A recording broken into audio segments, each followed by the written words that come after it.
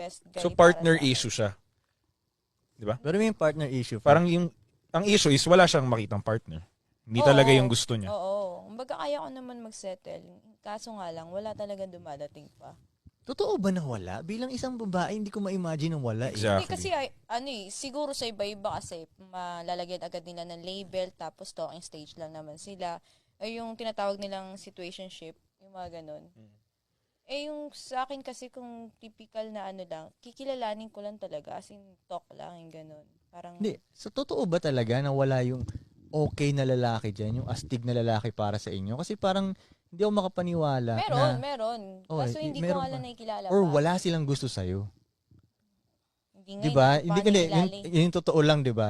Meron Or naman siguro talaga baka diyan. wala pa talaga. Or bihira ko may makikilala. Yung baga sa circle ng mga friends. Ganun. Kasi wala sila dun eh. Kung sa Oo. circle ng friends mo lang pag-uusapan, Oo, wala wala yung dun. mga aangas na lalaki yun. Wala yung Yung gusto mga ko. quality na lalaki, wala dun. Oo. So ngayon, wala rin akong time kasi para kumilala. Kasi busy ako eh. Mas lalo yung si quality na lalaki. Wala siyang time kilalanin ka. Kumbaga, Hindi bababasa ka rin din Oo, rin hindi yun. pupunta yun dun sa inyo. Hindi ko rin naman pinipilit. Kaya nga kung mas masaya din naman ako. Kasi kumbaga malaya ako eh. Tapos, kumbaga, hindi ko pa kailangan talaga ng lalaki. Napagkailangan mo na lang.